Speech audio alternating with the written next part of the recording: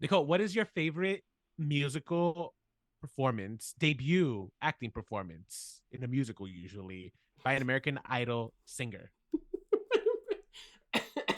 That is such a precise question. There's so I many to would, choose from. We have Justin and Kelly, yeah, we have, both Justin and Guarino and from Kelly Justin Clarkson. to Kelly, the Oh, you're iconic right. I'm sorry. movie. From Justin to Kelly. Yes. And Uh, then that's it. No, I no, would we have to have say Jennifer Dreamgirls. Hudson. Yeah, Dreamgirls, Dreamgirls. Yeah, yeah. yeah. Let me finish. Jennifer Hudson in Dreamgirls is by far and away, I think. I mean, she won the Oscar for it, for Pete's sake. She did win the Oscar, yes. And I don't think there's been any. Has Clay Aiken made any debuts on screen? I know No, he was has on Jordan 30 Rock. Sparks? Has Ruben Studdard? Oh, I feel like Jordan Sparks may have been in a Lifetime movie, Okay. which should qualify for the Oscar, in my opinion. True. The only one who went real full pop star was Carrie Underwood. Has she been in a movie? I don't think so. I can't name one movie with Carrie Underwood in it. Not, so that's the thing. Maybe not that we know, but it could be like a Lifetime. It could be like a Hallmark movie. True. Yeah. Yeah, that's a great question. Has Carrie Underwood ever been in a movie? Wow. We're asking Oh my God. at this. Has she? Has she? Wait. It seems like no. It seems like maybe her music has been. Oh, she was in How I Met Your Mother. As She was herself? in The Voyager of the Dawn Treader. Okay, see, now we're just rambling on Carrie Underwood. See, this is what I was saying. What are we even talking about anymore? We are talking about great American Idols turned actors because this week we have a biggie. Yeah, this is quite a depressing and intense, but quite the start to the new year of 2024 because we're talking about a really huge American piece of literature and now movies and theater. Technically, this tackles all the bases. Truly, we're talking about The Color Purple, the 1985 Steven Spielberg movie, and the new 2023 musical that's an adaptation of the Broadway musical from 2015, all of which come from Alice Walker's 1982 novel. So yeah, get your tissue box because this is going to be a sad one, but it's going to be worth it at the end. I promise. I'm Nicole. And I'm Rolando. And I'm Eddie Z. And this is Remakes, Reboots, and Revivals, an original podcast about unoriginality.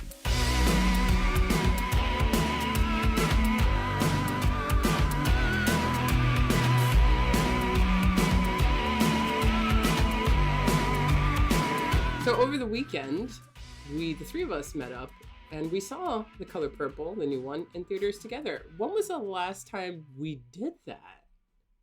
I can't remember. The movies. I don't remember either. Was it? I do. Before there were pandemic? 2 things. No, I think it was. No, we did something after the pandemic. Yeah. It might have been before the podcast. Maybe it was just a movie that we just saw. No. It was a movie for the podcast because Nicole. I was sitting next to Nicole. She brought her notebook. Yeah, I know. Yeah, so she had her notebook. Didn't bring my notebook this time, and I was so upset. And so she was already taking notes for the first 10 minutes of the movie. She was taking notes, and I remembered that I snuck in a bag of popcorn that I made at home because we got the hot pop. I remember this, but that is a very distinct pre-pandemic memory. No, it's not. For me. We didn't get the popcorn thing until after the pandemic. Yeah. That was a wedding gift. No. Yeah. Are you serious? We didn't get that until after the wedding. Yeah, because we opened up our gifts literally after the pandemic. We had nothing better to do. But then I wasn't in the area after the pandemic, so how would I have seen the movie with you? And movie theaters. Well, we went to because we met up in Newark that one time. Oh, Nope. We saw Nope together. Yeah, there we go. And I think that's about it. Yeah, I don't think I brought my notepad for that one though. So. Whatever. Anyway, it was nice going to the theater with you guys. It reminded me, we used to go a lot to the Sea Caucus one, or at least I used to go with you guys to the Sea Caucus one a lot, but I hadn't been to the Sea Caucus in years. Yeah, so it felt like I go to. Yeah, very convenient. It's better than Newport because the one that I go to is so close to me, but I have to pay for parking, and it's just the worst. Oh, so not just pay for parking, but then you got to go into the actual mall, go to the third floor, through the food court, right, where all the teens hang out. That sounds like an absolute trudge, and it was like closed down because of the rat infestation. There was a rat infestation like literally a couple days after I had gone with my girlfriend for the first time, and I was like, so this is awkward. but so you went and it was closed. No, we went, and then a couple days later it closed due to the Oh, that's even worse. That means they might have been there. Yeah, seriously. They most certainly were there, and they probably are still there. Let's be honest. To be honest, there's probably rats in every theater. Exactly. There's you never know where rats are. There might be some in your house. Okay, so the one thing that I want to focus on, one thing I want to say though is that this was your first time witnessing any form of The Color Purple. You know, you guys hadn't read the book, you hadn't seen the show, and you hadn't seen the 1985 movie. And so you saw the musical first, and then you went back and you watched the 1985 movie. And I remember leaving the theater, like, just really wanting to hear your guys' thought in a very compare and contrasty way. Because the stories are the same. Yeah. But they're two really different movies. Yeah. And so I'm excited. Should we just talk about the plot and then talk about both versions, or should we do, this 80s movie first and then the musical? What do you vote for? No, yeah, I think we could actually just sum up the plot, because the plot is the same throughout. It's just a matter of how they're told. Exactly. Yes. So, really quick history. Alice Walker wrote this book in 1982, and 3 years later it was a movie. The novel itself, which we have not read and we're not going to focus on, but it's an epistolary novel, which means that it's read primarily through letters that were written, like in the form of you're reading someone's letters. And all of those letters belong to a character named Celie. Now, I just want to point that out because the point of view of the book is strictly from Celie's point of view. And that's something that completely varies in both films, which I wonder, and I'm going to ask you guys a little later, how much you think that affects it, the more we're taking out of Celie's point of view. But I'll digress on that for now. The movie was bought by John Peters and Peter Goobers. And right, Peter and Goobers, those guys. And they were like such famous producers in the 80s that became studio executives for a very short limited time in the early 90s. But like they're the ones who brought you Batman, and they're the reason why Batman was like as crazily promoted as it was, and it was a sensation. So they're very famous and notorious assholes, of course, but of course, I mean, yeah, usually to be a producer you have to be. One day I will be. Yeah. So they were like, hey, we want to turn your novel into a book, and she's like, I don't know if I want the studio system to have my book. But she consulted with her friends, and she was like, the only way that you can improve the representation of minorities was to work with the system. That's so interesting. That was her goal, and not to just make that money. Yeah, no, I mean, Alice Walker is a really, I think, important thinker in our society and stuff. And anybody who can read even a short story of her, you should, because she's a really brilliant writer. Wait, what else has she written? She wrote a book called, a short story called Everyday Use. She's also, she's just known for being a voice within like the civil rights movement, the feminist movement, like all types of movements she's spoken out on. I think she's also like Meridian, I think is one of her books. I'm pretty sure. The Color Purple, I would say, is by far her most popular, but she has other short stories. Okay. Her contract stipulated that 50% of the production team outside of the cast had to be not white. So they had to be either African-American, female, or, quote, people of the third world. So that's why, even though you find that Steven Spielberg, directed this movie, John Williams did not compose it, his frequent collaborator, and that was because he literally, he couldn't hire his normal go-to people. So Quincy Jones ended up composing this film. Quincy Jones was the one who, like, fought hard for Oprah, so much so he even fought for her to get extra lines that apparently was part of a feud and a point of contention between her and Whoopi Goldberg for years afterwards.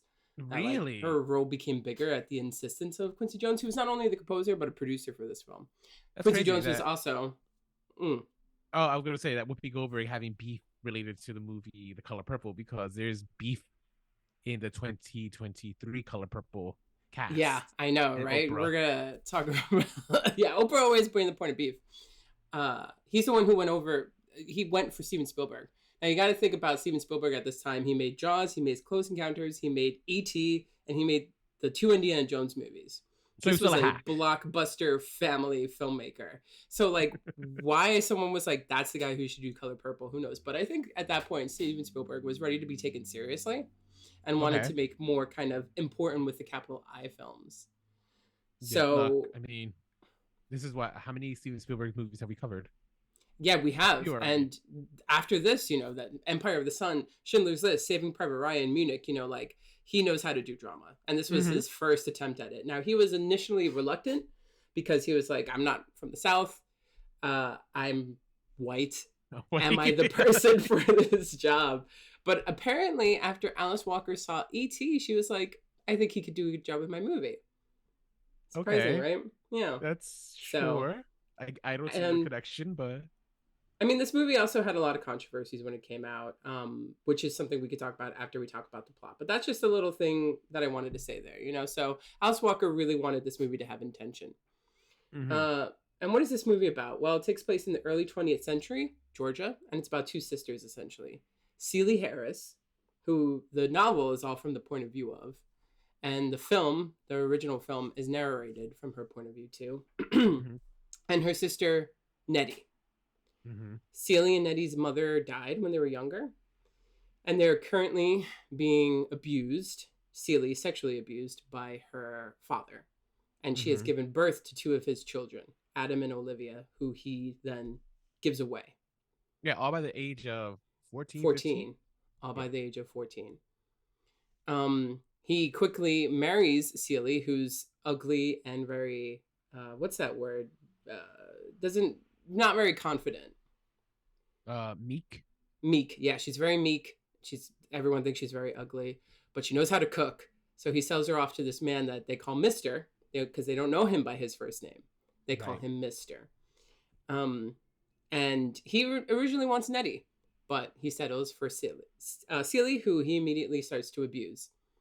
After the father tries to make some sexual advances on Nettie, she moves in with Celie only to have Mr. make sexual advances on her. And then when she denies him and hits him in the balls, he forces her out of his house, and Celie and Nettie don't see each other again for the most of the story. Nettie promises to write, but Celie never hears from her. And we hear about Celie's life for the next 20, 30 years as the children that she raises grow up and they fall in love and meet people. Mr.'s long love affair, this woman named Shug Avery, who's the real love of his life, comes to visit, and Celie and Shug build a relationship together. And of course, you know, the abuse by Mr. pertains, but, you know, Celie kind of finds her own strength at some point due to her friendships and the people in her life to leave him. She finds out the truth about her father, that her father actually was not her father, but her stepfather. And that when her mother died, the parents' tailoring shop was actually meant to go to Celie and Nettie. So when her stepfather dies and she learns his truth, she inherits that. And then... Is that why she inherited a tailor shop in the book? Or I know that's the plot for the new one. In the 1985 movie, it was like she inherited the home and like whatever. They just said the business that was attached to it, but they never specified. I know it was just like quote unquote property. I've never read the book, so I'm not completely sure. I know, yeah, 1985 movie. She inherited the house that they lived in when they were children, and there was a business on the house also, but they just never said what it was. They never said what it was. I think, but she did do some sort of tailor job or something, I think. I mean, not really, not in the movie. Not to the extent of the musical, but musical, yeah. Yes. Also during this time, it's found out that Mr. has been keeping letters from Nettie to Celie this whole time. So she finds these letters and finds out what Nettie's been doing this whole time. And lo and behold, Nettie actually met the people who were raising Adam and Olivia and lived her whole life with them as her family. And so by the end of the film, sisters reunite and rejoice and are in much better places. And yeah, it's just it's a hard story. They tackle everything from violence to sexual abuse to poverty, racism, sexism, all this kind of stuff. It's by no means a feel-good movie, but it is, or any of them really, even though the second one's a musical. But a really intense and kind of like, wow, you just think about how many people live these kind of lives in this part of the country at this time of this time of the century and all this stuff in history. So yeah, so that's essentially the story. Why would you not consider these feel good movies? I know like they're pretty bogged by a lot of the hardships, but the stories, both of them, are about resilience. I think that at the end, it's not like so like, wow, all hope is lost. And yes, at the end, you know, love prevails, hope prevails, strength prevails. And yet, even though that's a great thing, I won't say it makes me, as a whole, the whole property doesn't leave me feeling like, wow, I feel great now, you know? Like a comedy I feel like the musical or for a fun sure. Musical would. Even, again, hard topics that we're talking about, right? But I think even by the musical, I was just like, huh, that was. I think the musical does build out on the resilience more so than the 1985 film. But even the 1985 film, I mean, maybe "Feel Good" is not the way I would describe that movie, but it doesn't leave me feeling hopeless either, though. It doesn't leave me feeling like it's just a heavy. The 1985 film is just a heavy film, but I don't think it's necessarily. I think the musical though does leave me feeling good by the end. I would qualify the musical for sure as maybe a little feel goodery. Okay. I definitely would not, but I see where you're coming from in that. Like sense. Hidden Figures. You know, I've still not seen that film. Well, you know, it got the Oscar nomination for Best Picture, and I feel like I feel like The Color Purple might be Hidden's figured this award season. It might be. Well, it got the Critics' Choice. It didn't get a Golden Globe Award, but it got a Critics' Choice Award. Nomination or actual award? Yeah, I'm sorry, a nomination at the Critics' Choice Award. And some would say that that's a more impressive feat than a Golden Globe nomination, because the Golden Globes was not a good show this year. So, right. And the Golden Globes are still recovering from their reputation. But, all right, so these movies, overall, do you like one better? You want to get right into that? I mean, we talked about the story, so let's get into the movies. No, I didn't like one over the other. I think they both have their strengths and their weaknesses.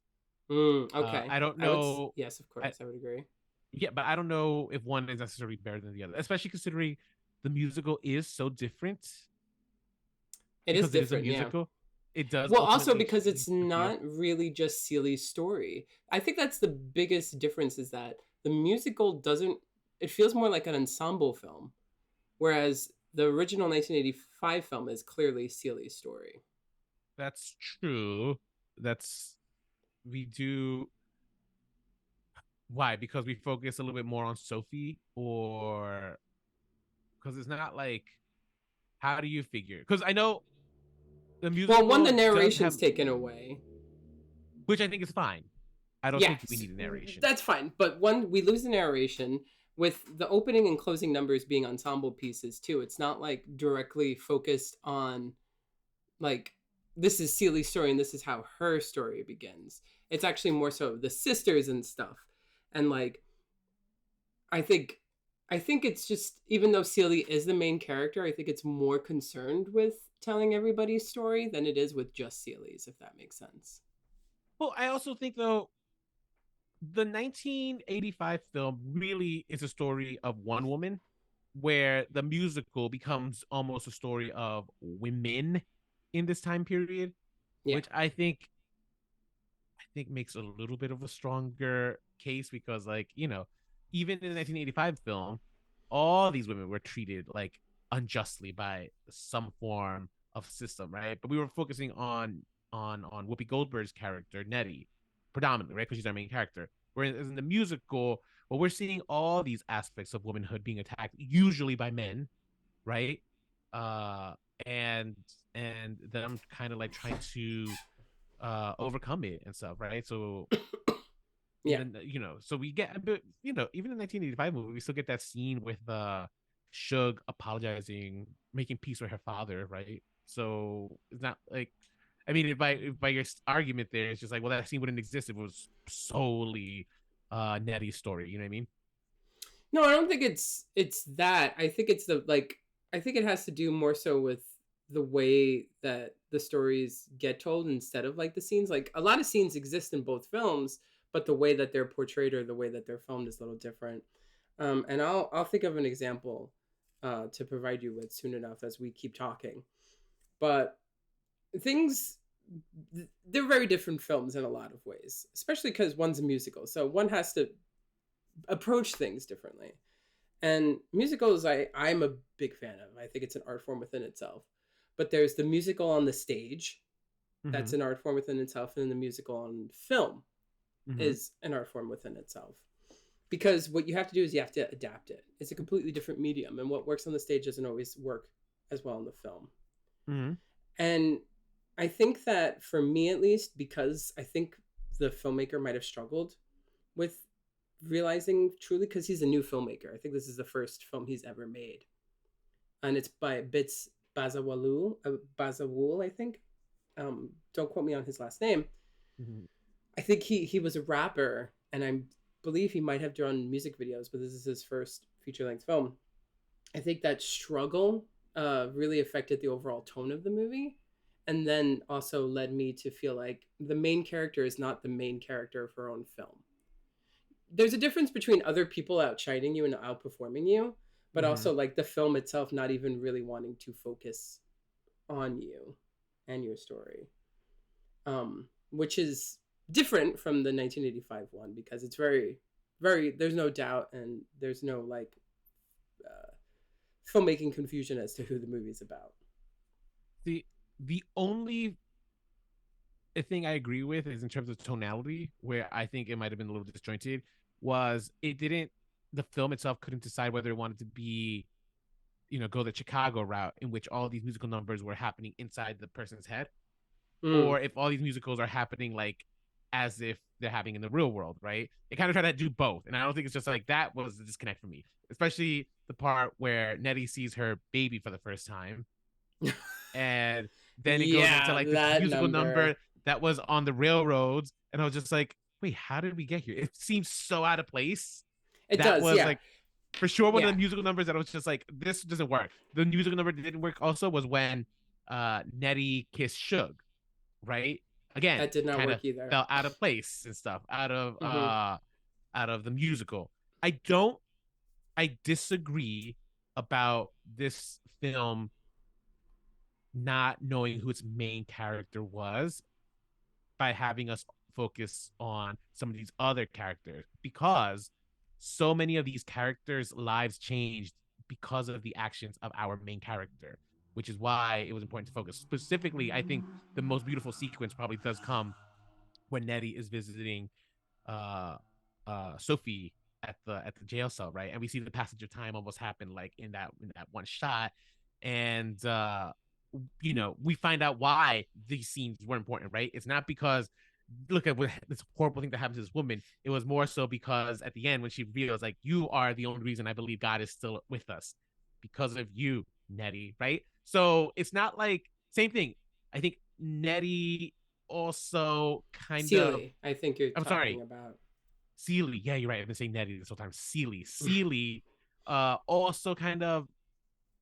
I think the other thing is just like this idea of like forgiveness is so much more palatable or palpable in the 2023 version, because I think it became much more recurring throughout these characters' stories versus the 1985, in which it's handled a little differently and stuff. And I'm not saying it's handled wrong. I think it's handled in a very different manner that I think is equally beautiful. But I think for this musical, it worked and stuff, right? So I think I disagree with you in the fact that like, oh, this film didn't know who the main character was. I think it did, and I think it demonstrated it beautifully, in my opinion.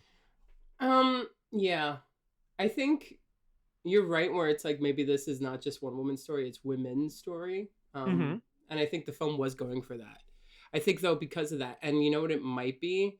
It might be the fact that Fantasia got outshined by other performers, because she is the main character and she's supposed to be the star of the movie, but she doesn't really feel like the star of the movie, or at least in that sense, I think it affects whether or not I view her as her main character.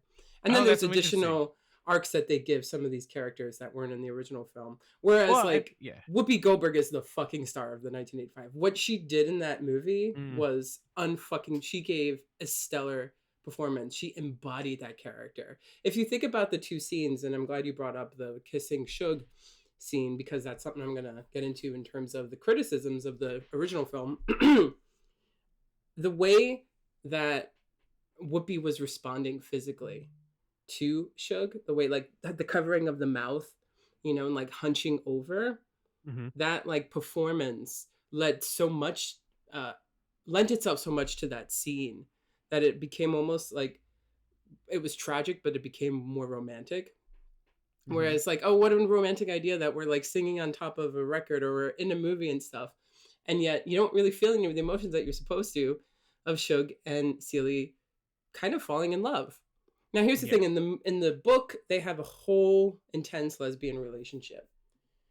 Steven Spielberg says, quote, he was the wrong director to acquit some of the more sexually honest encounters between Shug and Celie. ... He says that I was shy about it. I didn't feel we could get a PG-13 rating. And in that sense, I think I was the wrong director for it. It got a lot of controversies when this movie came out from people who were familiar with the book, because the movie kind of shies away from a romantic film, a romance story between Celie and Shug. But he's not wrong. Like, that's the thing. Like, do you think when you watched that film, did you think they were in love, or did you just think they were friends and experimenting? I thought that it was Shug experimenting with Celie. Celie, yeah. I thought Celie, you could tell Celie was like in love with her in both these performances, though, right?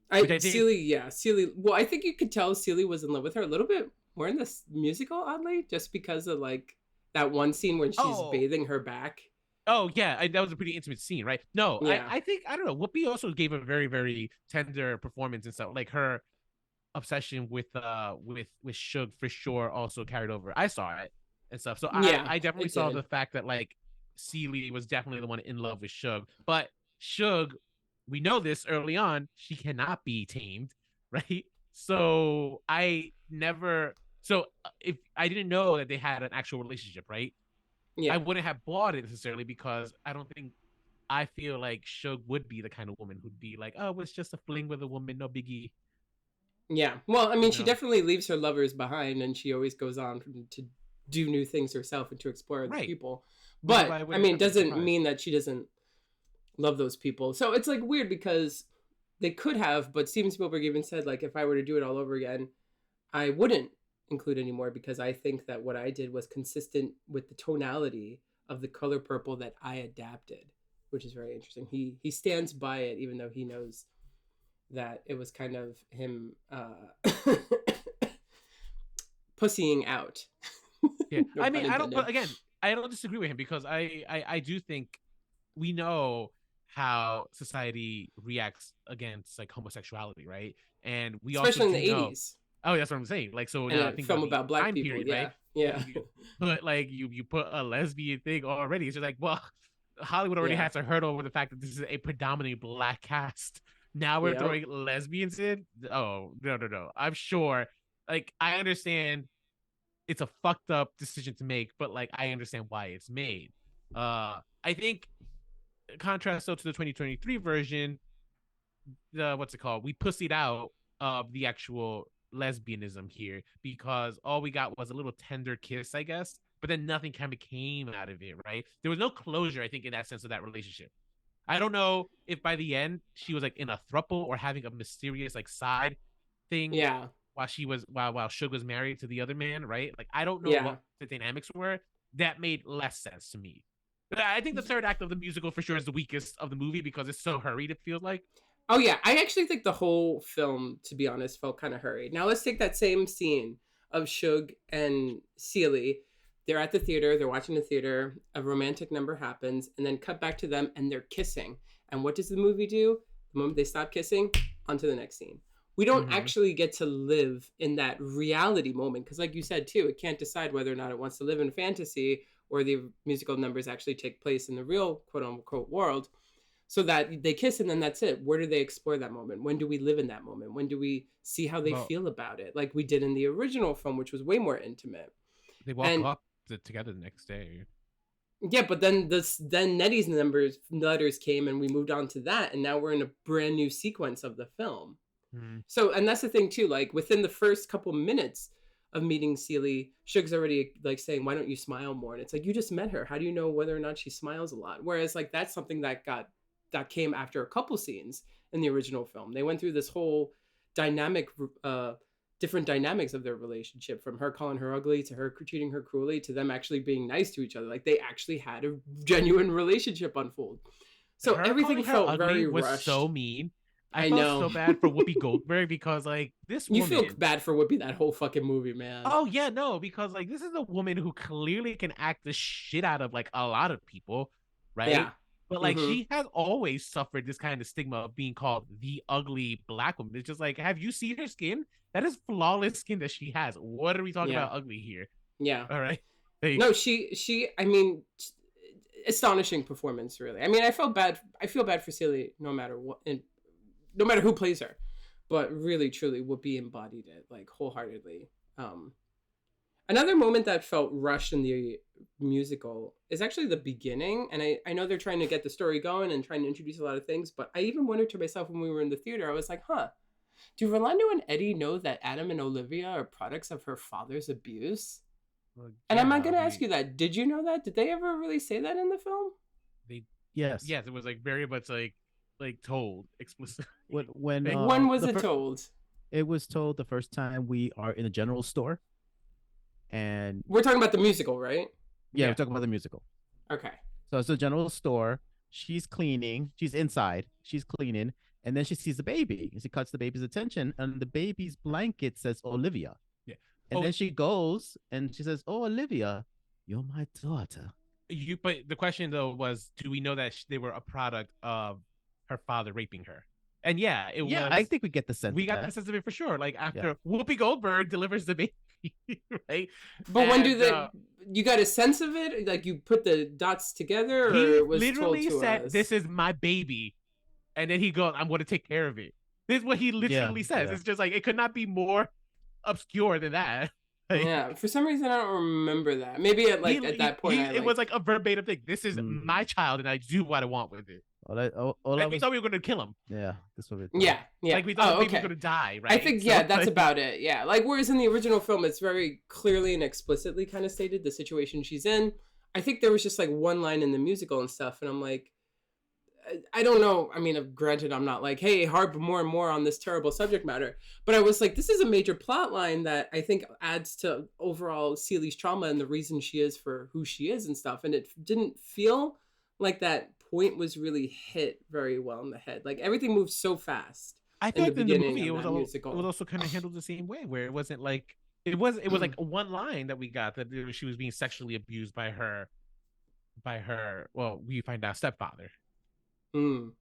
Right, but she thought it was the father, so right. And it's we get like it's only, again, both films, it's at the end when we find out that he's a stepfather, and that like these aren't her. I think the one difference is that I think in the 1985 film she explicitly says like, oh, my babies weren't my brother or sister, right? Where I don't think we had that line in the I think I said, it's more explicitly said in the 80s film than it was in the musical. But hey, I mean, you guys got that was a thing, so my point there is at least lost. But I felt a little rushed. Take that.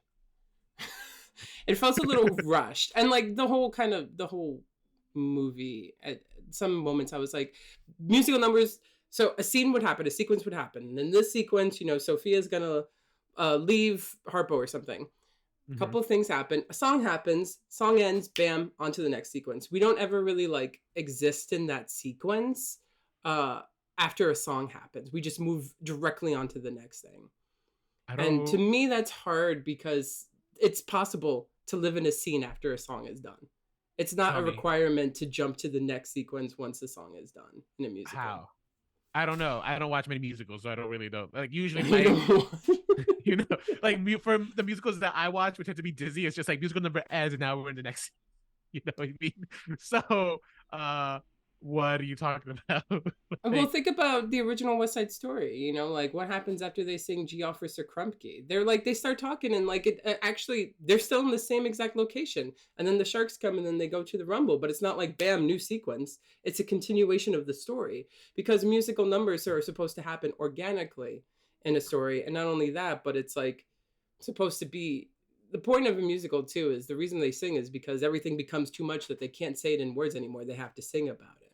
Right, which is where I think this movie is ultimately where it suffered. Right, I don't think it understood its musical numbers too well. I don't think it did very much either. Which is funny, right? Because like I'm saying that as a critique without necessarily saying that I didn't like it. I actually very much did enjoy this film. I just don't know if the musical numbers made the most sense. Like again, the case in point is just like there's like a few musical numbers that happen in her head, but the rest of the musical numbers happen in real life, and it's kind of weird. For me, the biggest hard turn is this in the musical number "I Wear the Pants Now." I think that's what it's called. That's her making pants as her new business venture. Where it started veering very kinky boots, very very silly. Not up until this point, the whole movie kind of felt a little bit kind of grounded into the time period. This is the one musical number where it's just now we're seeing like glitter and sequins and like women wearing pants. I'm just like I don't think this is. Yeah, you're just losing me a little bit. Yeah. I mean, the bouncing from reality and fantasy didn't bother me so much because I was always able to distinguish what was in her head and what was reality. But sure, I was too. Like they were just clunky transitions. Yeah, it just felt way too music video-y and not like I didn't really care so much for the way that it was shot either. Again, the one that you reference is when she's singing about her baby, but she's walking through like where there's a bunch of prisoners. Which they're like on the chain gang. It looks nice, but why was it there? That's like this is a musical number about your children. Why is the focal point? I'm wondering, it's just like in my question here is just like as she's doing this, it's just like why is she walking in this railroad? Yeah, like what is it was mainly because it went to the beat and it was cool and it was cool choreography. But I'm like, but that's not important for the story. Yeah, and so it becomes style over substance. Yeah, the musical numbers that did work were Sophia's musical number. Hell No. Hell No was I think good. it was called. I think Fantasia's big number at the end, I Am Here, was good. Those are the only ones I can really remember. I didn't really care for any of Suge's numbers, to be honest. Oh, really? And I didn't really care for the finale. No, but it was too weird. And you want to know my least favorite number was? Which one? It was the opening number because the woman, the pastor's wife or the preacher's wife, was doing the thing that they tell you not to do when you're doing rehearsals, which she was just like kind of half doing her movements, right? She wasn't like, you know how like when you practice, they always tell you don't practice with like the half movement, right? So like you need to do the full movement so you know your body remembers it. She was only doing half movements and stuff. And it was like, I considered it incredibly lazy in my opinion. It was driving me insane. Although I will agree with you, Nicole, there was something about this movie that did feel cheap. Like, and I think it was a little bit in terms of like the camera. It was digital. I mean, you could tell it's digital, right? And sometimes that doesn't. When you're doing period pieces, digital is not the way to go, in my opinion. Yeah, and there were a lot of like digital like transitions that were so like heavily VFX. You know, when like the handkerchief and then the handkerchief flows and then it transitions into the next scene or something. I don't remember that one. I remember like when she was well, like, I mean, she was being raped by Mr. and she's looking at Suge's picture, and then Suge like, oh yeah. I remember that transition, for example. Yeah. Just like kind of like it's like, wow, this feels like such a Disney Channel-esque transition. Yeah. You know what I mean? Like there were aspects of it that this movie does feel a little bit on the cheaper side, which is kind of my next point. Is just like, well, we know that they were cutting corners here because like Oprah Winfrey did not want to pay Taraji P her demand, her price point, and the other major scandal that just broke out. The production wanted the cast to drive themselves around in Atlanta, not be escorted around. Which, do you know why that's a big deal? Why? It's an insurance liability thing. Like to have your main cast like driving around town and stuff, like to get to set, it's dangerous. It puts them in jeopardy. True. This is very true. So that's I mean, that's really interesting. The budget of the 1985 film was $15 million. 1.5. 1.5. That is crazy. That movie looks wonderful. Do you know how much it made at the box office? 13 million. $98 million. Wow. Now, the new film had a budget of $90 to $100 million. And so far it has only made 54 million. Yeah. It's But it's crazy how, like all the money in the world, and yet, I mean, of course, inflation has changed things, but still, like all the money in the world can't really make your movie look great. Well, $100 million budget, and we couldn't like spend some on Taraji P. Like she almost walked out of negotiations because like they were not going to give her like what she wanted. I know. And it's like, this is Taraji P. This is Taraji, Oscar nominated. She didn't steal the movie, but yeah, it's not like, thank God they had her. But time out. But she is still like a big character. No, Suge is very important. Although like, I felt the same about Suge and Celie's relationship in both movies. I'll say that. So, which is, I mean, I think that whatever happened in the novel can't really ever be fully explored in the movie unless it becomes perhaps a miniseries or something. But I didn't really feel the love. I mean, I felt the infatuation perhaps, but I didn't feel that intense love affair in either film. But, in the first film, you really get a sense, wow, this is, Celie's first brush with what love feels like, because not too many people have loved this poor woman. Apparently, they were putting pressure on Oprah to cast Beyonce or Rihanna in the cast. What? Right? Really? I could see Beyonce as Suge. Could you not? I could see Rihanna as Suge. No, who would they want Rihanna to be?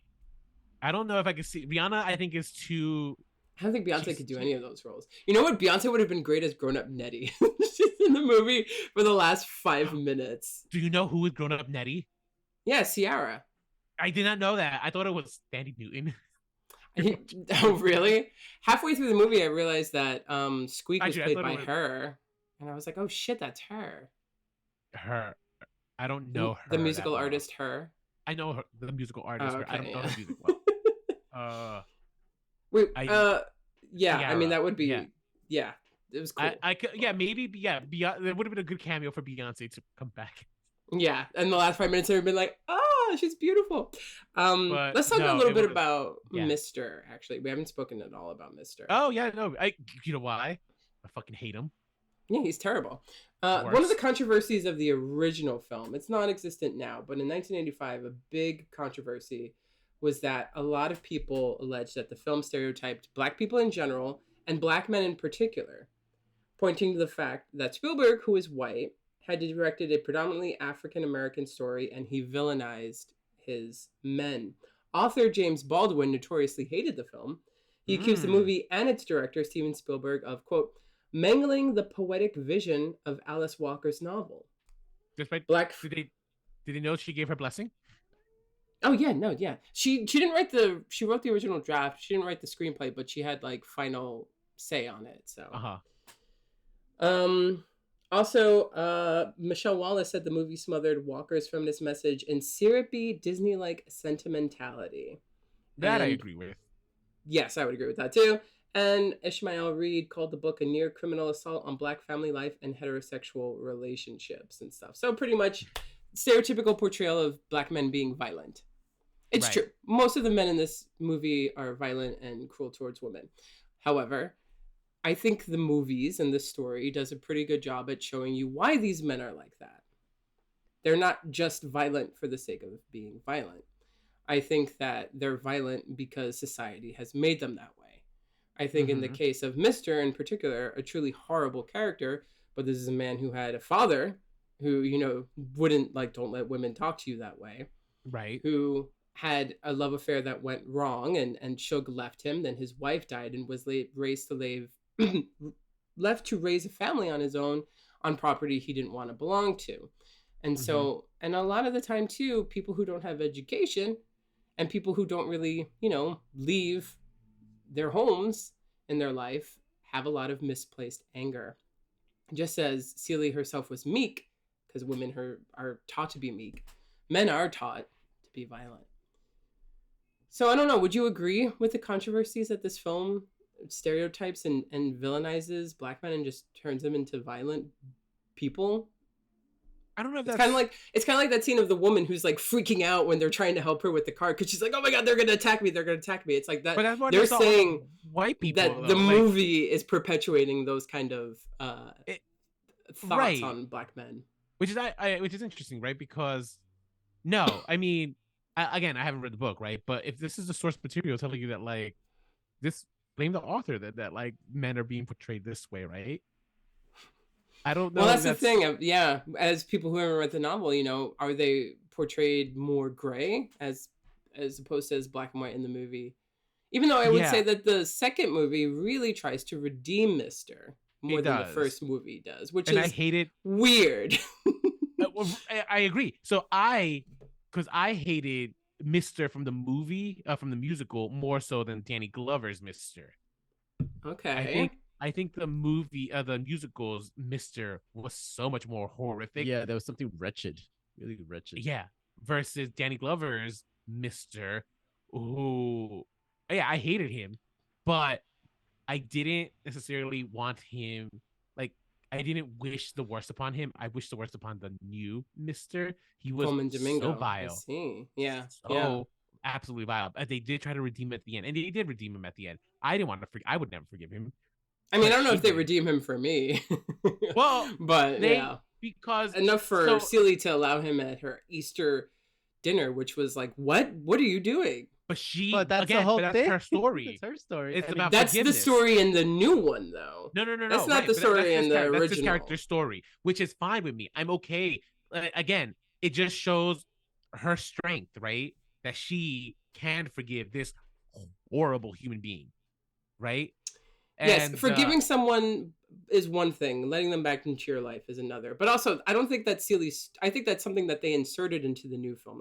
That wasn't part of the original film. I'm aware of this, but I'm saying. But I don't. But is that really part of her story then? If that's something that they added? It's this version story, right? Like, I'm not talking about like the character like as the idea. I'm talking about this character in this film, her story. Like, she has chosen to forgive, and I'm like, based off of everything we have seen in this film, that was the arc that she was going through. Like, hers was a story of a strength that is beyond us common people, right? Like, us people, we view strength usually in actual like physical strength, or we view strength in like being wealthy or being like fancy, like Suge, right? Well, where she just shows us what real strength absolutely is, and that is just enduring all this horrible shit, but never fucking just like never losing, I guess, faith in who you are, right? Or like just like always. This is just like a woman who was absolutely resilient. This character, at least. Now, he went through a change in trying to redeem himself for her. I think the problem here is, at least with the two films, in the 1985 film, he just does it, and he doesn't necessarily need the forgiveness, right? They don't have another. She, as far as like her sister returning, she doesn't, in the 1985 film, she doesn't know that it's because of Mister, right? They never made eye contact. They didn't look at each other or anything. She didn't know, but that's fine for him. He's okay, and he walks off into the sunset or whatever, right? Mm-hmm.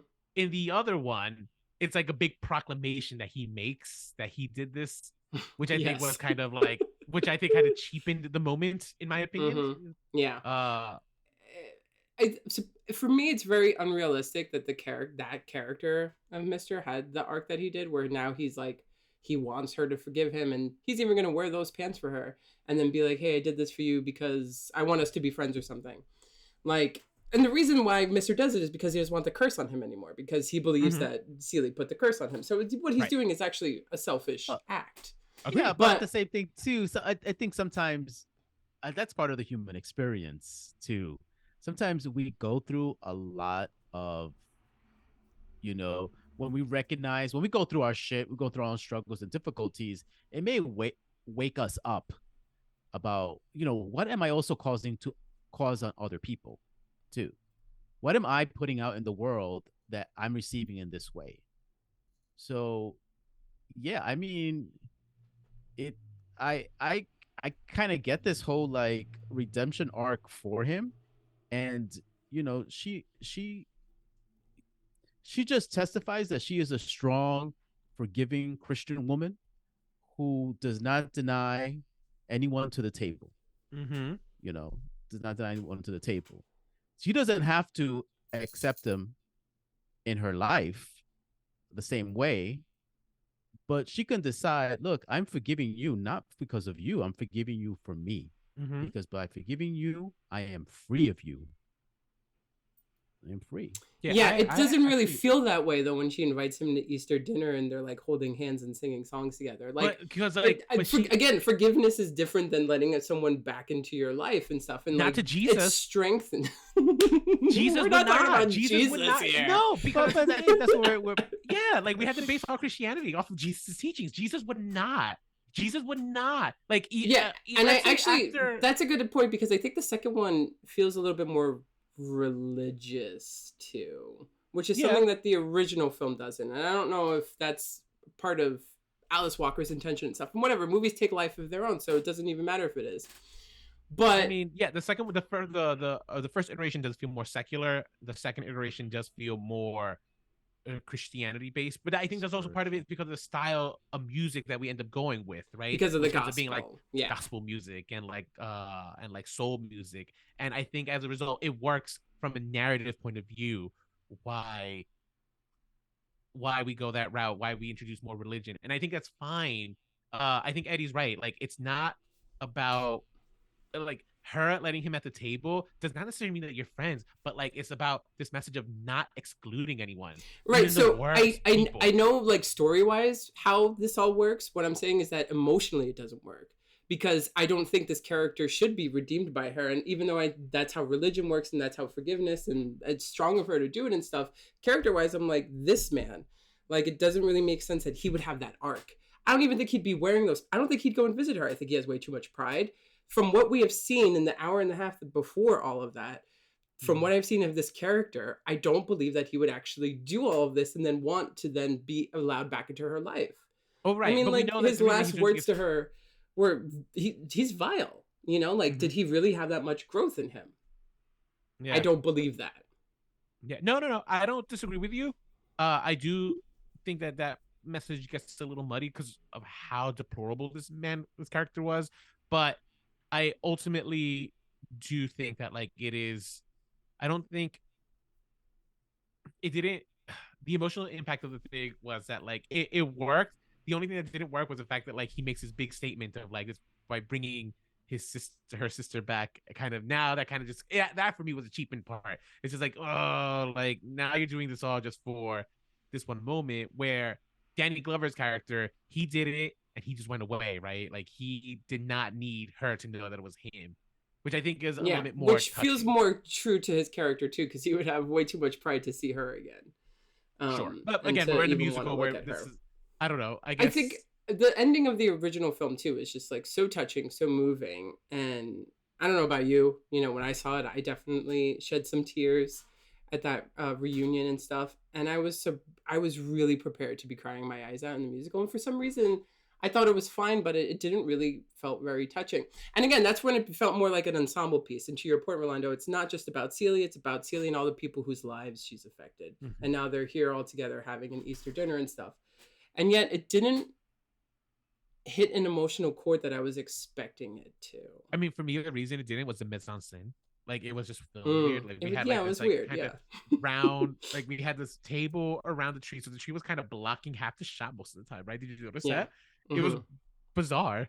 Again, there was just things about this that I was just like, this is... Yeah, like those beach shots sloppy. Were a little too much on the beach. I'm like, did they get like a week at the beach or something and then just choose to shoot a lot?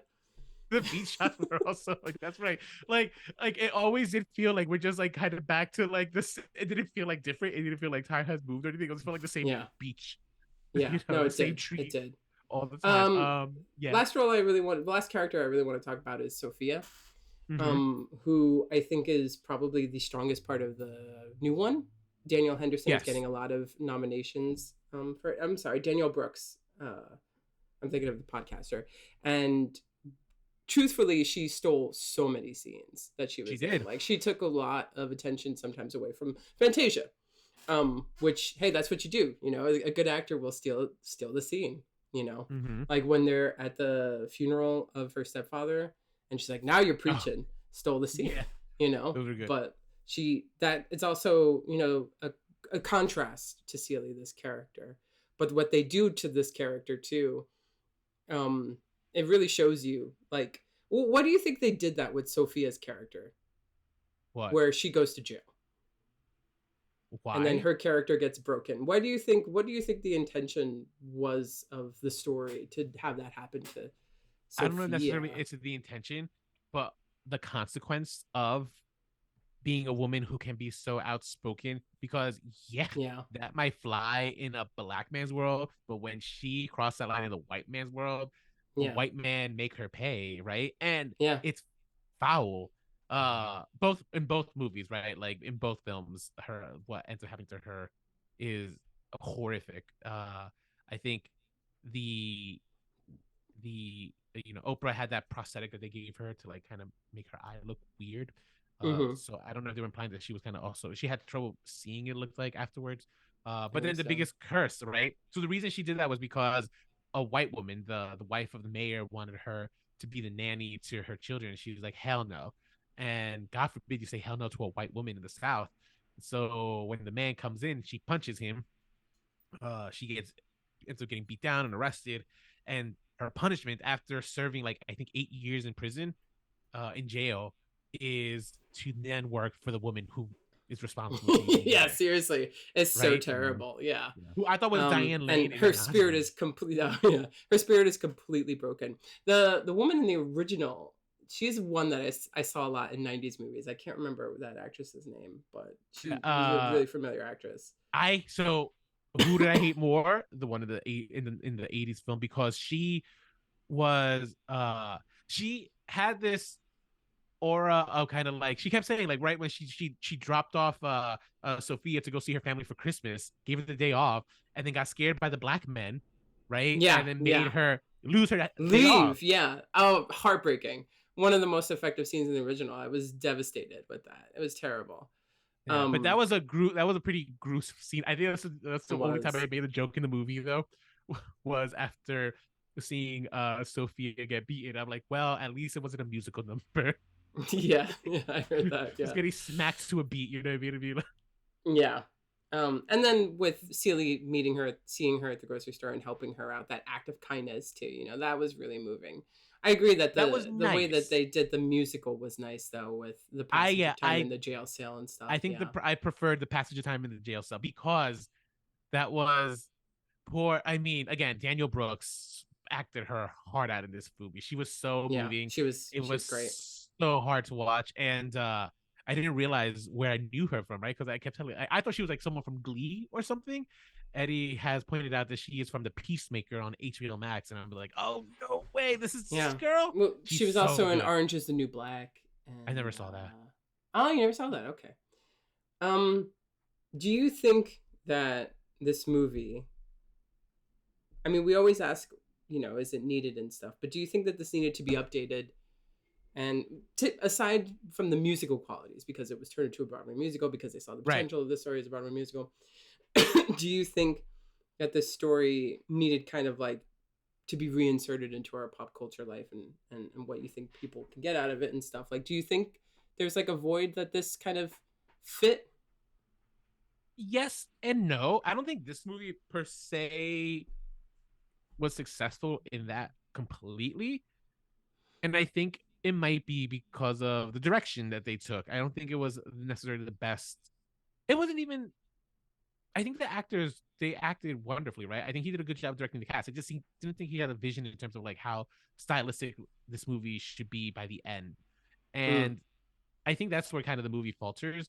I think making this movie, having like Oprah be one of the producers, and like I think all the producers, all the production houses from the 1985 movie came back for this one, right? Like it was Quincy Jones's production company is also involved in this one, so was Amblin.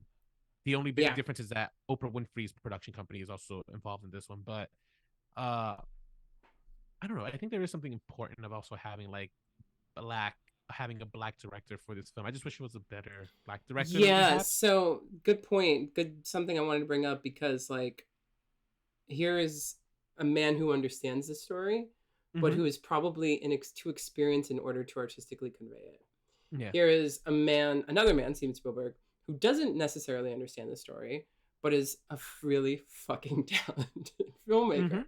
Yeah. So, like it's interesting how differently it's done, because I think the intention of the new movie, like you see it, but whether or not he fully achieves it is up for interpretation, to say the least. But there is something pretty undeniable about the storytelling aspect of the 1985 film. It's a very well done film. Spielberg is a good fucking filmmaker. Yeah, no, so. I mean, I didn't realize it was a Steven Spielberg film. Like I didn't going in, I didn't know this was going to be a Steven Spielberg movie. So when I saw his name, it was just like, oh, shut up! I didn't know this. Oh wow, look at that! That's hilarious. Mm-hmm. I didn't even know Whoopi was in it until I saw Whoa, that's wild. Okay. So and then to see like Whoopi reprise her, come back as like the what is that? The women who give birth to babies. Oh, that you were just like, Whoopi Goldberg is randomly in this movie. Yeah, but that's what me and Eddie were like, oh my god, it's Whoopi! Look at Whoopi. I didn't know her significance to That's hilarious. Going into this, right? Because the only one I knew who was in The Color Purple was Oprah. I didn't know that Whoopi Goldberg was in it. But Whoopi Goldberg was phenomenal in this film. Phenomenal, truly. And did not win the Academy Award. This movie got famously nominated for a lot of Oscars and did not win a single one. That's tragic. I believe it. It's a little upsetting. Just because if anything, it should have gone to Whoopi. I think. What did Whoopi get her Oscar for? Was it Ghost? She got it for Ghost. That's crazy. No, she was amazing. I mean, she's good. Whoopi's so good. Which is performance is a strong word. I still watch clips of that movie of like her performance in it. Yeah. Molly, you in danger, girl. I mean, it's so danger, girl. Do you want to know who won for that movie, by the way? So the movie that won Best Picture in 1985 was Out of Africa. Oh, is that about white people though? Yes, it's about white people. So the nominees were Whoopi Goldberg for The Color Purple, Jessica Lange for Sweet Dreams, Anne Bancroft for Agnes of God, Meryl Streep for Out of Africa, one of the white people in it, and the winner was Geraldine Page in The Trip to Bountiful. How many of these fucking movies do we talk about now, huh? And I don't know a single one of those films. Exactly. Except for The Color Purple. Except for The Color Purple, which I knew of, but I never had seen. Yes, but at least you knew of it. That one has the true staying power. The other nominations were Kiss of the Spider Woman, Prizzy's Honor, and Witness. Oh, maybe you know Witness. Yeah. I know Witness. I've seen Witness. That's the Amish, right? That's Harrison Ford. Close enough. It was Harrison Ford? It was Harrison Ford. Wow, I've seen that movie. I must have imagined like Richard Gere. That's great. Should we do a quick lightning round? Let's get into it. Okay, so let's not start with Celie. Let's instead start with child versions of Celie and Nettie. Oh, I want to go with the musical. Is it because Halle Bailey? She was great. She did a good job. But so did whoever played young Celie was spectacular. And she was and looked so much like not Felicity. What's her name? Felicia. Shit. Our actress. Fantasia. Yeah. Fantasia. I mean, yeah. I at a certain point was just like, did he just de-age Fantasia? Like this is great casting. I'm gonna go with the original. I think their bond was better explored, and therefore we got some really good performances out of them. And yeah, I think the original Celie was just what a heartbreaking. I mean, the whole movie's fucking heartbreaking, but she really broke my heart. So What about Sophia? Okay. I'm going to go with the 2023 version, Sophia. I think I'm going to have to go with Danielle Brooks too. Yeah, she just killed it. Like, just talk about stealing focus and stuff, right? Yeah, no, absolutely. Like, steals the scene, steals the show. I mean, Oprah does a fantastic job in the original. Yeah, she's great. But, this one just edges her out. Yeah, and she made it her own too. She was like aware of what Oprah did, but she was able to make it her own. I think she also understood what a musical is. That too, yeah. I feel like her performance felt very musical. Yeah, I would agree. What about Harpo? Oh, you know what? I guess I'm gonna go. I feel like the new one was more memorable.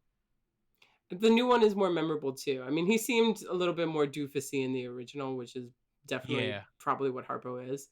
But I'm gonna go with the original. They actually gave him more heart. They did, and even at the end, at that dinner scene, when basically Celie is saying all your children are pieces of shit. Like even Harpo in that scene is aware that like, no, she's right. Like, I'm a piece of shit. Yeah. Shug Avery. Oh, damn.